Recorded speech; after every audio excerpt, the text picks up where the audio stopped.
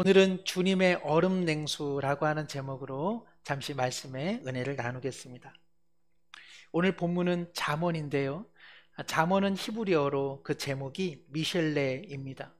이는 신앙적 경구라고 하는 뜻 정도로 이해하시면 좋겠습니다. 이 미셸라라고 하는 이 히브리 어의 잠언의 제목이 이제 우리나라 말로는 잠언이죠.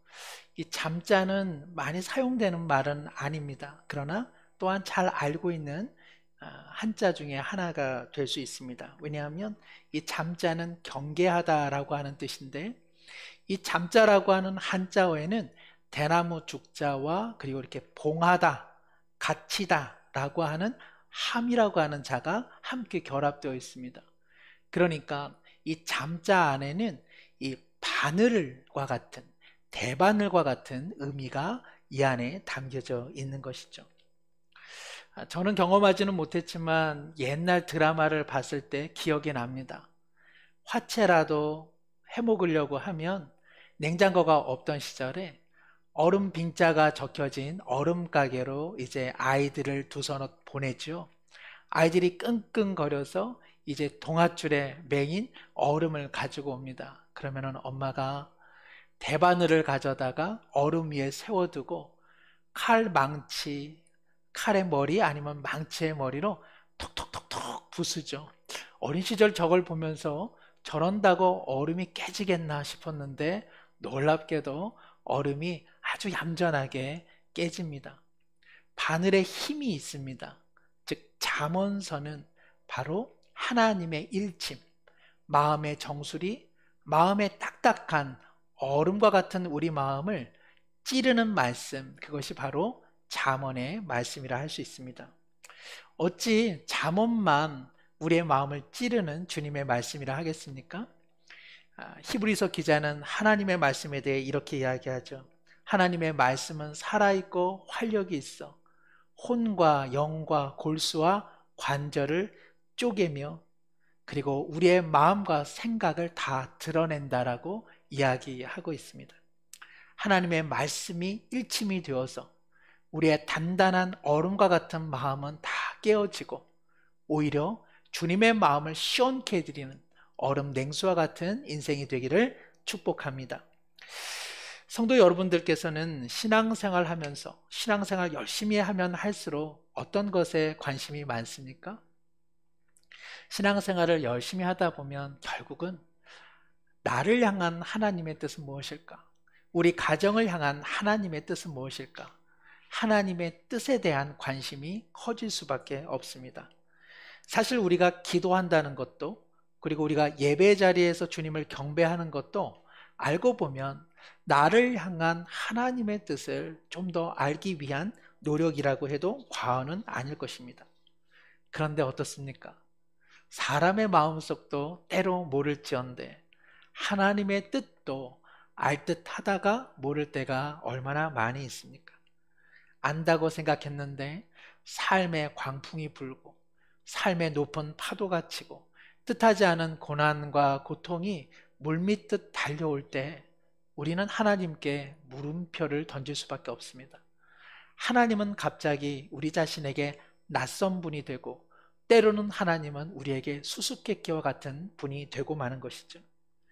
책상에서 공부할 때는 다 아는 것 같은데 공부 못하는 친구들 시험장에 가면 고개를 절레절레 흔들게 됩니다. 누구 이야기 아니라 저의 이야기입니다.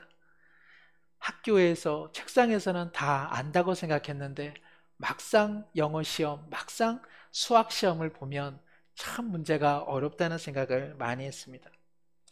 어느 한 학생이 입시를 앞두고 나름대로 공부를 열심히 했습니다. 마음이 초조합니다. 이제 대학과 입시, 학과를 정해야 되는데 하나님의 말씀을 핍니다. 마태복음 7장 13절 좁은 문으로 들어가라. 하나님, 이제 제가 주님의 뜻을 알았습니다. 그리고는 서울 법대에 응시를 합니다. 그리고 보기 좋게 낙방하게 됩니다. 이 소식을 알게 된 주변 사람들이 말합니다. 너는 서울 법대 갈 실력이 아니라 서울 약대를 갈 실력이었다. 서울에서 약한 대학교를 가야 했다는 뜻입니다. 오늘 잠언 말씀 2절에 하나님은 이를 숨기시고 그것이 하나님께는 영화롭다라고 이야기하고 있습니다. 하나님께서는 때때로 자신의 일과 자신의 뜻을 숨기시는 하나님이십니다. 우리는 하나님의 뜻을 몽땅 다 알면 얼마나 좋을까 그런 생각을 합니다. 그러나 하나님의 크신 뜻을 작은 우리 마음 그릇에 다 담는다라고 하는 것은 도리어 우리의 삶을 어렵게 할 확률이 큽니다. 또한 하나님의 뜻을 다 알기 시작하면 누가 하나님 앞에 경배하고 누가 하나님 앞에 대화하며 누가 하나님 앞에 주님의 뜻 알기 위해 기도의 삶을 꾸준히 지속해 나갈 수 있겠습니까? 하나님의 뜻을 안다는 사람들의 대부분의 모습을 보면 모두가 의기양양합니다. 나는 하나님의 뜻을 다 알고 너는 하나님의 뜻을 모르기에 오직 내 말을 따르라고 말하는 이단 교주들이 얼마나 많이 있습니까? 오늘날 자칭 하나님의 뜻을 안다고 하는 사람들로 인해 오히려 기독교회는 하나님의 영광을 가리우는 때가 참 많습니다.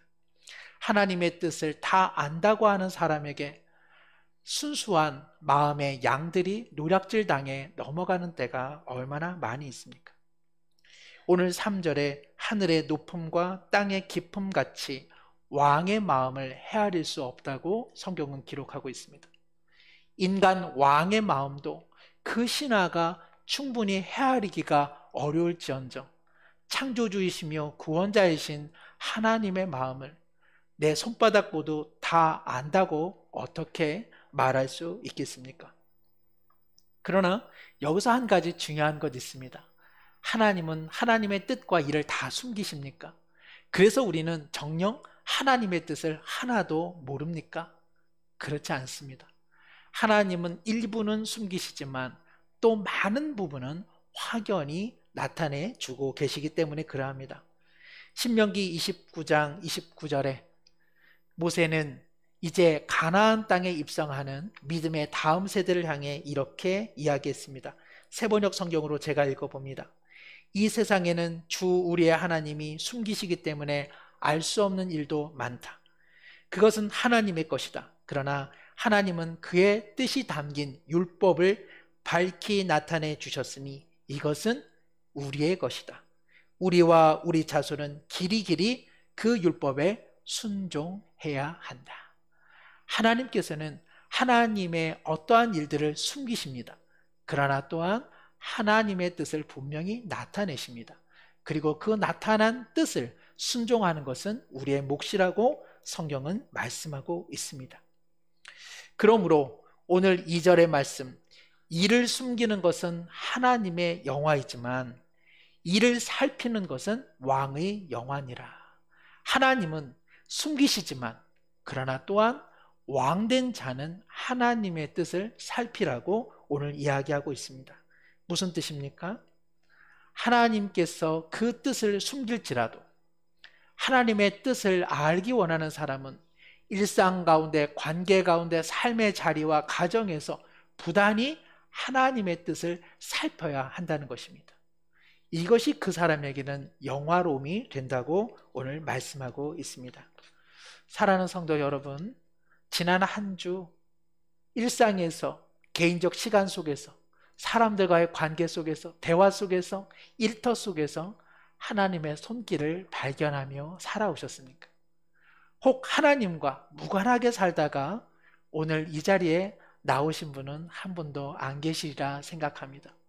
하나님께서는 하나님의 뜻을 우리가 발견하기를 정말로 원하시고 그 발견된 뜻에 순종하기를 원하십니다. 그러면 우리는 때로 그 뜻을 숨기시는 하나님, 그 뜻을 어떻게 우리는 발견할 수 있을까? 오늘 말씀을 통해서 우리는 하나님의 뜻을 알 수 있는 신앙의 원리 몇 가지를 살펴볼 수 있습니다. 첫 번째는 마음의 찌꺼기를 제거하는 성찰의 자세 가운데 하나님의 뜻은 밝혀지게 됩니다. 오늘 본문 4절에 이렇게 말합니다. 은에서 찌꺼기를 제하라. 그리하면 장색의 쓸만한 그릇이 나온다. 식당에서 식사를 하다 보면 저도 간혹 가다가 이제 머리카락 같은 거 발견하는 때가 있습니다. 큰 거 아니면 그냥 지나쳐 갑니다. 그러면서 식당에서 참 장사하는 일이 쉬운 일은 아니다. 좋은 맛도 내는 것도 문제이지만 일이 급하다 보면 컵에 고춧가루도 좀 묻게 되고 또 머리카락이 빠져서 음식물에 담겨지는 때가 있지 않습니까? 저도 청년 때에 어머니께서 작은 건물 안에 구내 매점을 했기 때문에 간혹 가다가 이렇게 라면을 끓여드리려고 간혹 간 적이 있습니다. 가서 손님들에게 라면을 끓이는데 어머니가 잠시 자리를 비우면 서너 개를 동시에 끓여야 하니까 정신이 없습니다. 그러다 보면은 손에 김치가 조금 묻기도 하고 또 내놓은 컵을 가만히 보니 고춧가루가 묻어 있는 경우도 종종 있었습니다. 아무리 맛이 좋은 음식이랄지라도 그릇에 찌꺼기가 묻어 있고 그리고 접시에 다른 이물질과 그리고 다른 것이 얼룩져 있다면 그 음식을 맛있게 먹었다는 사람은 많지 않을 것입니다. 역으로 집에 귀한 손님 오셨는데 얼룩진 그릇 그리고 찌꺼기가 묻은 그릇을 내놓는 사람은 아무도 없을 것입니다. 성도 여러분, 주님의 뜻을 알기를 원하십니까? 그렇다면 우리 마음의 찌꺼기와 얼룩을 반드시 제거해야 합니다. 하나님은 귀하신 분이십니다. 하나님은 거룩한 분이십니다. 그러므로 하나님을 마음에 모시기 위해서는 선결될 조건, 그것은 무엇입니까? 마음의 찌꺼기, 마음의 얼룩들을 날마다 닦아내는 노력이 필요하다는 것입니다. 하나님과 무관하며 마음의 찌꺼기와 얼룩을 제하지 않고 하나님의 뜻을, 우리 가정을 향한 주님의 뜻을, 우리 자녀를 향한 주님의 뜻을 알고자 한다면 그것은 어불성설일 것입니다. 정호승이라고 하는 시인이 밥그릇이라고 하는 시를 썼는데 제가 읽어봅니다. 개가 밥을 다 먹고 빈 밥그릇의 밑바닥을 핥고 또 핥는다. 좀처럼 멈추지 않는다. 몇 번 핥다가 그만둘까 싶었으나 혓바닥으로 씩씩하게 조금도 지치지 않고 수백 번은 더 핥는다. 나는 언제 저토록 열심히 내 밥그릇을 핥아 보았나? 밥그릇의 밑바닥까지 먹어보았나? 개는 내가 먹다 남긴 밥을 언제나 싫어하는 기색 없이 다 먹었으나 나는 언제 개가 먹다 남은 밥을 맛있게 먹어보았나? 개가 핥던 밥그릇을 나도 핥는다. 그릇에도 맛이 있다. 햇살과 바람이 깊게 스민 그릇의 밑바닥이 가장 맛있다. 저도 어렸을 때 강아지를 길러보았는데 마당 한켠에 끊임없이 빈 밥그릇을 핥고 핥아서 정말 그 밥그릇이 맨들맨들 윤기나게 만든 강아지가 이 시를 보면서 생각이 납니다. 사랑하는 성도 여러분, 우리는 마음의 밥그릇을 얼마나 핥아보며 살아가고 있습니까? 우리의 마음의 밥그릇은 늘 찌꺼기와 얼룩으로 묻어져 있지는 않습니까? 시인은 강아지가 밥그릇 비워내는 모습을 보면서 자신의 마음을 깨끗이 성찰하고 돌아보아야겠다고 다짐하고 있습니다. 바로 그 밥그릇의 맨 밑바닥에 햇빛과 그리고 바람이 깊게 스민다고 이야기하는데 참으로 하나님의 뜻도 그렇지 않겠습니까? 우리의 마음을 비워내고 찌꺼기와 얼룩 그리고 세상의 욕심들을 제할 때에 하나님의 햇살이 가득 담겨지게 되는 줄로 믿습니다. 두 번째, 하나님의 신앙, 하나님의 뜻을 발견하게 되는 신앙 원리는 타인을 향한 태도입니다. 그러니까 하나님의 뜻을 발견하는 것은 자기 내면 성찰도 중요하지만 타인을 향한 관계 속에서 하나님의 뜻을 발견할 수 있다는 것입니다.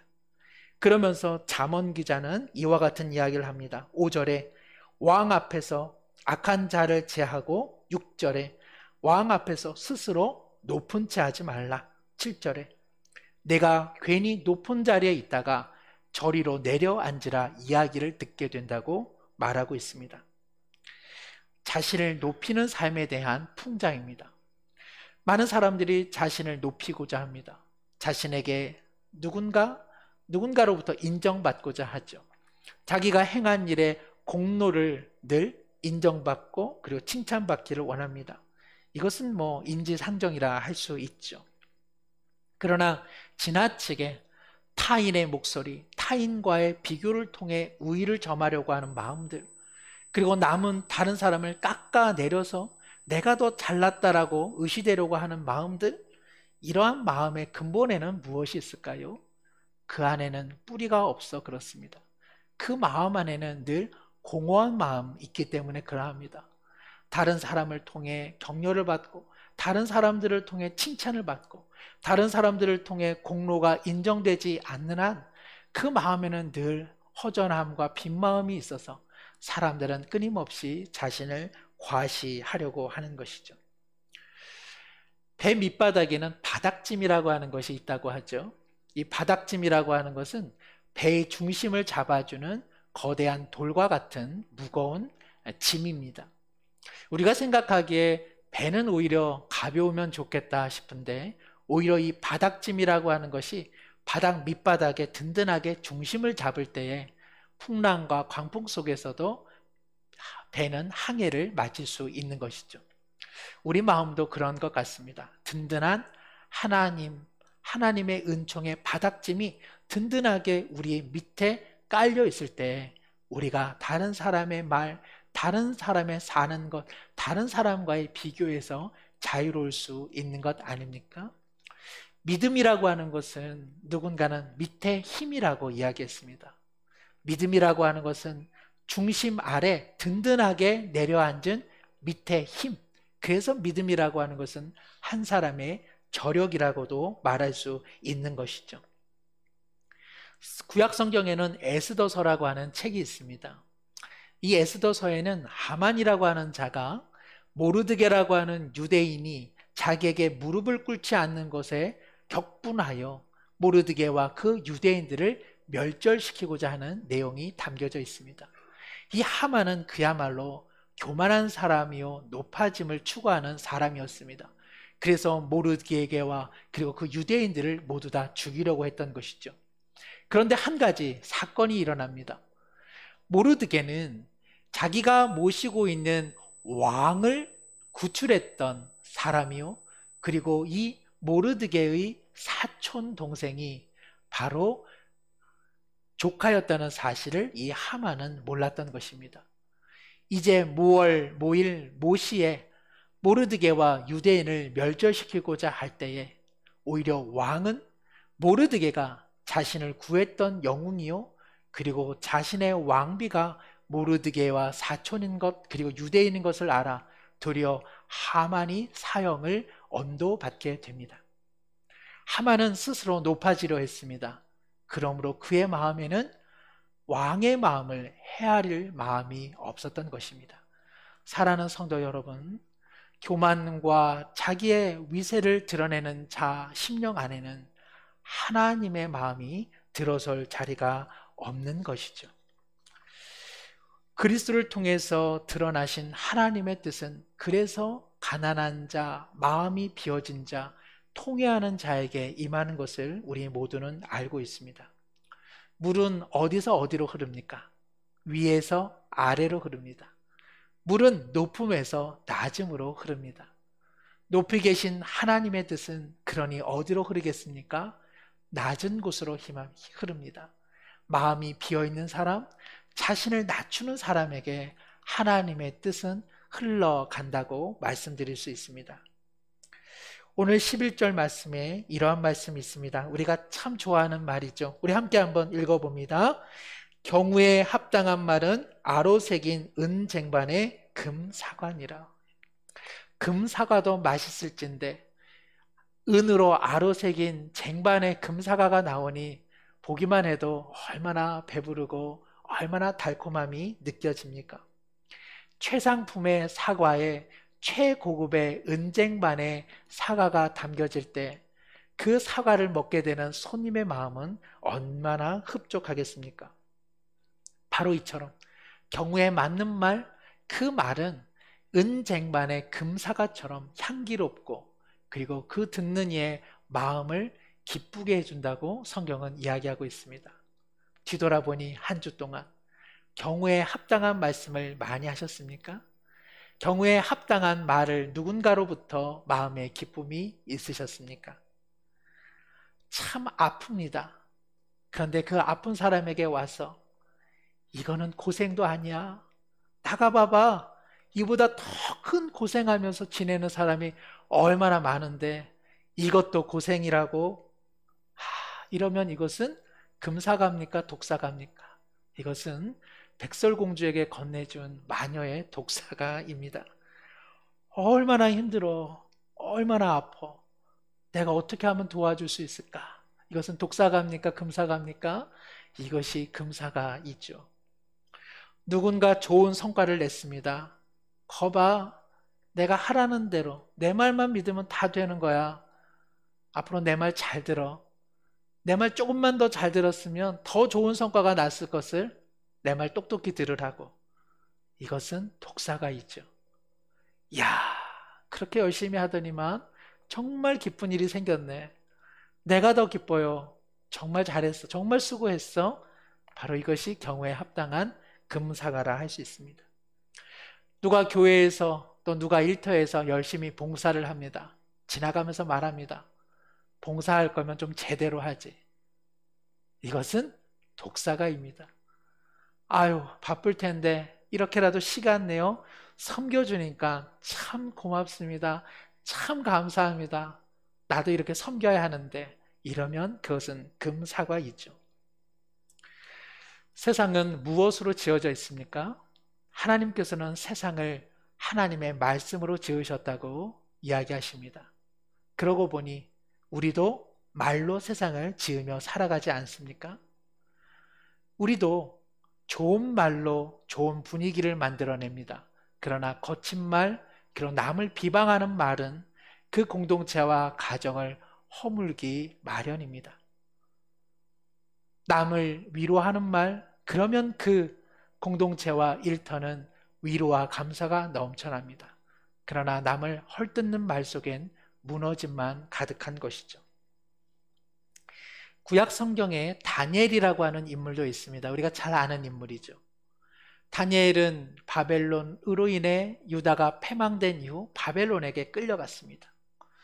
유배 생활 중 그의 지식과 지혜가 돋보여 왕실의 눈에 띄게 되었습니다. 그는 이제 관리로 발탁될 수 있는 기회를 얻게 되었습니다. 다니엘의 마음 가운데에 자신의 나라를 패망시킨 바벨론의 관리가 되는 것, 이것이 그에게는 큰 갈등이 되었겠죠. 그래서 그는 스스로 뜻을 정합니다. 나는 관리가 되겠지만 왕이 내게 주는 진미를 일정 기간 먹지 않겠습니다. 이 소식을 들은 환관장, 즉 왕의 비서는 근심하게 됩니다. 이 관리 후보생을 잘 돌봐야 하는데 혹여 왕의 진미를 거절함으로써 체력과 안색이 약해지면 관리 책임에 소명을 받기 때문에 그러한 것이죠. 다니엘은 이 사실을 잘 알았습니다. 그래서 그 환관장에게 말합니다. 내가 왕의 진미를 일정 기간 먹지 않는 대신 채식을 먹을 것이며 열흘 동안 시험하여 내 얼굴의 빛이 다른 사람들보다 오히려 윤택하다면 나로 하여금 계속 채식을 먹게 해 주십시오. 열흘이 지났습니다. 왕의 진미를 거절했음에도 불구하고 다니엘의 얼굴빛은 누구보다도 맑았습니다. 이로 말미암아 환관장은 그의 요청을 받아들입니다. 다니엘의 이와 같은 모습은 우리에게 시사하는 바가 참 많습니다. 내가 신앙을 가졌다는 이름, 내가 하나님을 믿는 이유로 때로는 지나치게 신앙 주장을 하면서 살아가는 사람들이 많기 때문에 그러합니다. 다니엘만큼 신실한 사람이 없었습니다. 그러나 다니엘은 세속 사회 속에서 다른 사람들의 입장을 그는 기억했습니다. 그리하여 환관장의 입장, 환관장의 경우에 맞는 제안을 했고 이로 말미암아 그는 하나님 앞에 높임을 받았습니다. 경우에 합당한 말은 무엇입니까? 이것은 누구 듣기 좋은 말, 달콤한 말 이런 뜻이 아니라 그 사람의 형편, 그 사람의 경우, 그 사람의 지경을 살펴보면서 그에게 가장 적절한 말 해주는 것, 그것이 바로 경우에 합당한 말입니다. 다른 사람의 형편에 가장 합당한 말을 해주는 것, 해보셔서 알지만 결코 쉬운 일이 아닙니다. 왜 그렇습니까? 그 사람을 향한 지대한 관심이 있어야 그 사람의 경우에 합당한 말을 할 수 있기 때문에 그러합니다. 남이 고통당할 때 같이 아파하는 공감의 마음이 있을 때만 함께 고통의 말을 건네줄 수 있습니다. 누군가 기뻐할 때 함께 기뻐하는 공감의 능력이 있을 때만 함께 웃어줄 수 있는 것이죠. 왜 이것이 하나님의 뜻을 아는 것과 연관이 있을까요? 하나님께서는 다른 사람의 마음을 함께 살피는 그 사람에게 자신의 뜻을 나타내 주기 때문에 그러합니다. 오직 나만 알고 스스로 교만하여 의기양양한 사람에게 하나님께서는 하나님의 뜻을 밝히 깨닫게 하지 않으십니다. 다른 사람의 눈물에 같이 울어주고 다른 사람의 기쁨에 함께 웃음으로 공감해 주는 사람, 바로 그 사람에게 하나님은 하나님의 뜻을 밝히 깨닫게 해 주신다는 것이죠. 바로 그렇기 때문에 다니엘은 그 포로 생활의 엄혹한 기간 속에서도 하나님의 뜻을 그만이 오직 밝히 깨닫게 됩니다. 하나님은 다니엘에게 이야기해 주셨습니다. 너희들의 포로 생활은 영원하지 않고 70여 년이 마치는 때는 다 본국으로 돌아가게 될 것이다. 너희들을 다스리는 바벨론, 그리고 이후에 페르시아, 그리스와 로마가 잠시 흥할 것 같으나 다 망할 것이요 하나님의 나라는 영원할 것이라고 다니엘에게 말씀해 주셨습니다. 요셉은 어떻습니까? 요셉도 애굽이라고 하는 낯선 땅 가운데 오랫동안 머물렀던 사람입니다. 그런데 요셉은 보디발의 집에 노예로 있을 때도 보디발의 사람들의 마음을 살폈고, 그는 무고하게 감옥 안에 들어갔을 때도 그는 사람들의 마음을 살피는 자였습니다. 애굽에 하나님의 뜻이 임할 때 그것을 풀어내는 유일한 사람이 있었는데 그것은 요셉이었습니다. 사랑하는 성도 여러분, 하나님의 뜻은 다른 사람의 형편과 다른 사람의 고통과 다른 사람의 기쁨과 다른 사람의 아픔을 연민과 함께 축복하는 그 심령 가진 자에게 임한다는 사실을 꼭 기억하시기를 바랍니다. 바로 하나님의 마음은 그처럼 다른 사람을 섬기는 사람에게 임하는 것입니다. 끝으로 누가 하나님의 마음을 알 수 있을까요? 오늘 말씀 13절입니다. 13절도 함께 읽어봅니다. 충성된 사자는 그를 보낸 이에게 마치 추수하는 날의 얼음 냉수 같아서 능히 그 주인의 마음을 시원하게 하느니라. 아멘. 여기 사자는 보냄을 받은 사람입니다. 보냄을 받은 사람이 충성된 사자다라고 한다면 그 뜻은 무엇입니까? 보냄을 받은 사람이 지 뜻대로 안 하고 보내신 바로 그 주인의 뜻대로 행했을 때 그 사자를 우리는 충성된 사자라고 말하지 않겠습니까? 사실 보냄을 받은 사람이 자신을 보낸 주인의 모든 것을 다 아는 것은 아닙니다. 만일 어떤 사람이 내가 주인의 뜻을 수행하기 위해서는 주인에 대해서 속속들이 다 알아야 한다고 한다면 그 사자는 충실히 그 직무를 수행하지는 못할 것입니다. 사자는 그 보낸 자가 자신에게 부여한 그 뜻만 알면 되는 것이죠. 그리고 그 뜻을 감당하면 충성된 사자라고 칭함을 받는 것입니다. 이는 운전과도 같습니다. 만약 어떤 사람이 내가 운전하기 위해서는 자동차의 원리, 자동차는 어떻게 만들어지는지, 자동차는 누가 만들어서 어떻게 발전되었는지, 자동차는 어떻게 제작되어지고 어떻게 공정되어 어떻게 생산되어서 어떤 식으로 유통망을 통해 나에게 오는지 이것을 다 알아야만 내가 운전하겠다라고 한다면 그는 결코 운전하지 않을 것입니다. 우리 중에 운전하는 분, 운전에 대해, 자동차에 대해, 자동차 내부에 대해 다 알고 있는 사람이 과연 몇 분이나 있습니까? 운전을 할 수 있는 것은 무엇입니까?